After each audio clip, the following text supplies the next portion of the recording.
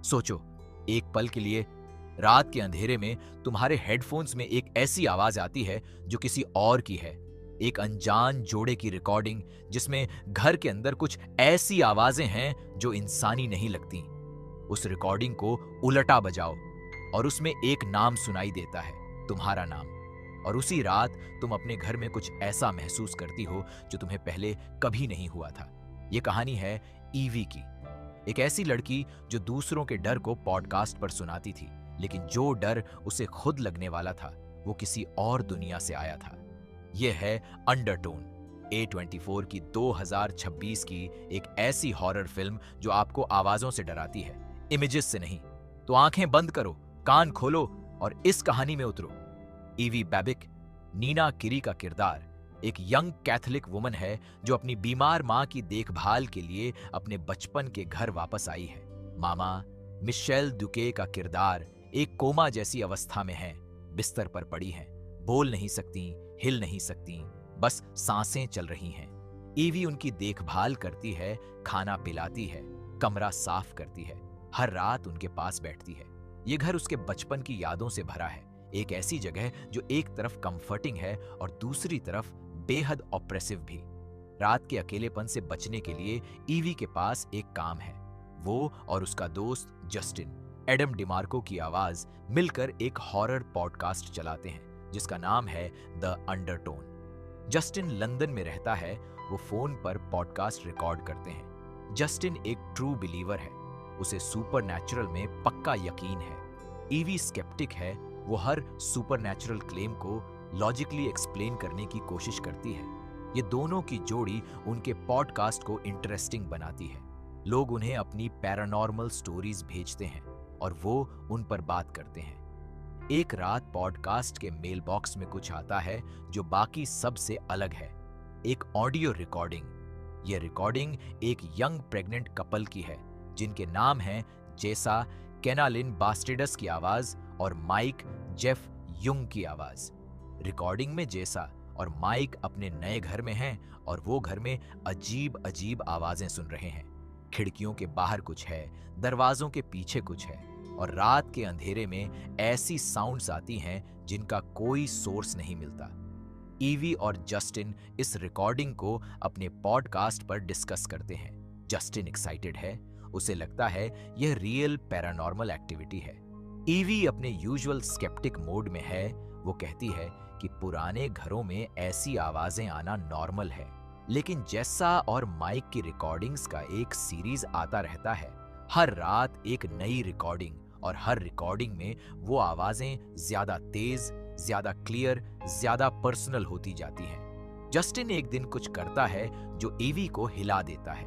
वो उन रिकॉर्डिंग्स को रिवर्स करता है, यानी उन्हें उलटा बजाता है, और उस रिवर्स्ड ऑडियो में एक शब्द सुनाई देता है, एक नाम, ईवी का नाम। यह सुनकर ईवी के अंदर कुछ बदल जाता है। वो खुद भी रिकॉर्डिंग्स को ध्यान से सुनने लगती है और धीरे धीरे उसे एहसास होने लगता है कि जैसा की कहानी उसकी अपनी कहानी से कुछ ज्यादा मिलती जुलती है।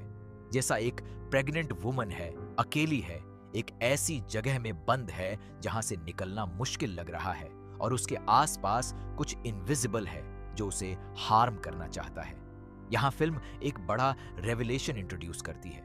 ईवी को पता चलता है कि वो खुद भी प्रेग्नेंट है।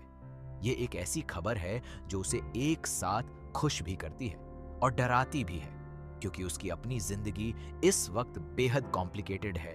उसकी माँ डाइंग है, उसके पास रिसोर्सेज नहीं है, और अब जैसा कि रिकॉर्डिंग्स में जो डीमन डिस्क्राइब हो रहा है एबिजू, वो स्पेसिफिकली प्रेग्नेंट विमेन को टारगेट करता है। एबिजू एक एंशिएंट डीमन है जो मेडिटेरेनियन और यूरोपियन फोल्कलोर में मिलता है। यह डीमन उन महिलाओं के बच्चों को निशाना बनाता है जो प्रेग्नेंट हैं। किंवदंती के अनुसार एबिजू खुद इनफर्टाइल थी और इसी जेलसी की वजह से वो प्रेग्नेंट मदर्स को डिस्टर्ब करती है, उन्हें साइकोलॉजिकली टॉर्मेंट करती है, उन्हें मिसकैरेज की तरफ धकेलती है और कभी कभी मां को ही अपने बच्चे को हार्म करने पर मजबूर कर देती है। ईवी जब ये रिसर्च करती है तो उसकी रीढ़ में सिहरन दौड़ जाती है। रात को ईवी के अपने घर में भी चीजें होने लगती हैं। वो साउंड सुनती है जो जैसा कि रिकॉर्डिंग्स जैसी हैं, एक खास फ्रीक्वेंसी जो वॉल्स से आती लगती है। मामा के कमरे में रात को आवाजें होती हैं। ईवी जागती है, जांचती है, कुछ नहीं मिलता, लेकिन वो प्रेजेंस महसूस होती है, जैसे घर में कोई है जो दिखता नहीं। यहाँ फिल्म एक ऐसे साइकोलॉजिकल टेरिटरी में एंटर करती है जो बेहद अनकंफर्टेबल है। क्या जो एव ही सुन रही है वो रियल है? क्या अबिजू जैसी कोई चीज एग्जिस्ट करती है? या फिर ईवी की ग्रीफ, उसकी माँ की डाइंग कंडीशन का ट्रॉमा, उसकी अपनी प्रेगनेंसी की एंजाइटी, ये सब मिलकर उसे एक ऐसी मेंटल स्टेट में ले जा रहे हैं जहां वो चीजें सुन रही है जो वहां नहीं है। ये एम्बिग्विटी अंडरटोन की सबसे बड़ी ताकत है। ये फिल्म आपको कभी क्लियरली नहीं बताती कि सुपरनैचुरल रियल है या नहीं।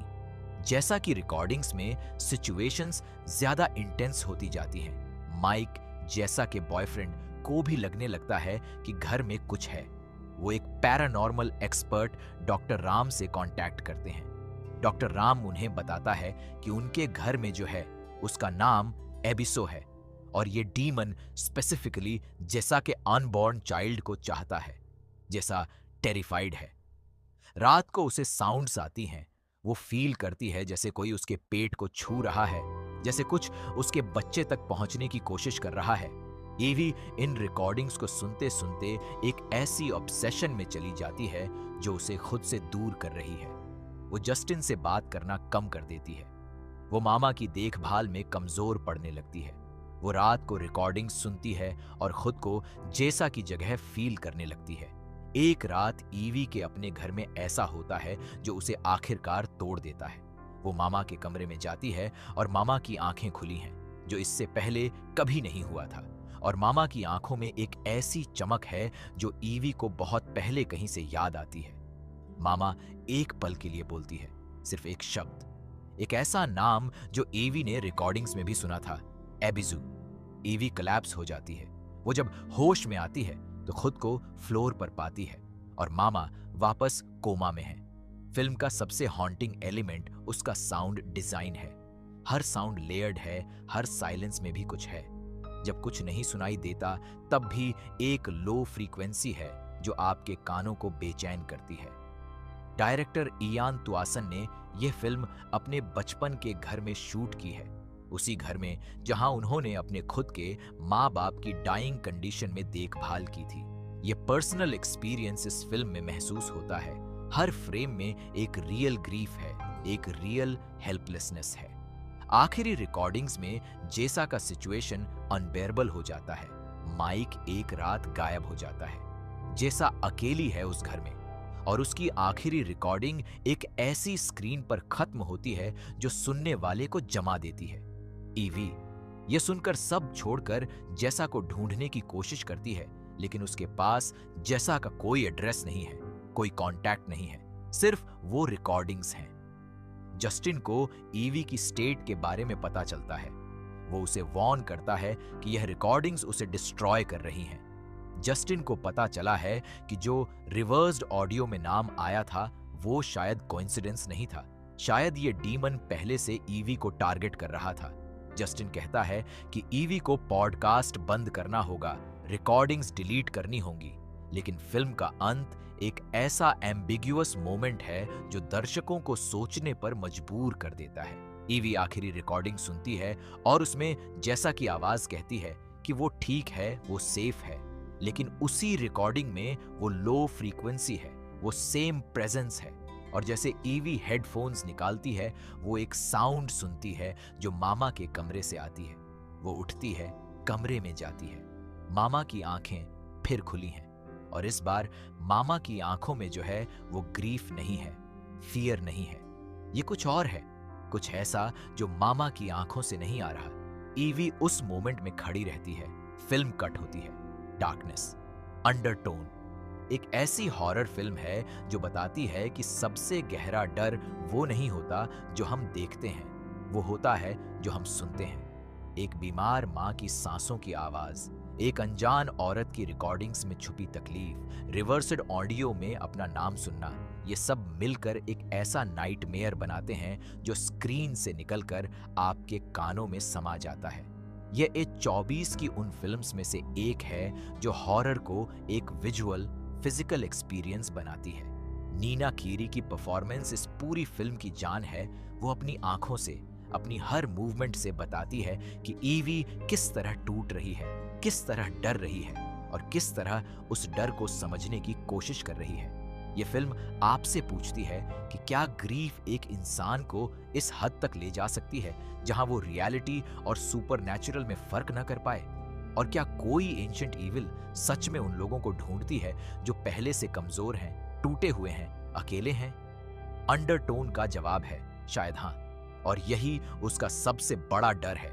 अगर यह कहानी आपको डरा गई तो इस वीडियो को अभी लाइक करें, हमारे चैनल को सब्सक्राइब करें और बेल नोटिफिकेशन जरूर दबाएं ताकि ऐसी ही खौफनाक और दिल को हिला देने वाली कहानियां आप तक सबसे पहले पहुंचें। ये वीडियो उस दोस्त को जरूर भेजें जो हॉरर फिल्म्स का शौकीन है। मिलते हैं अगली कहानी में।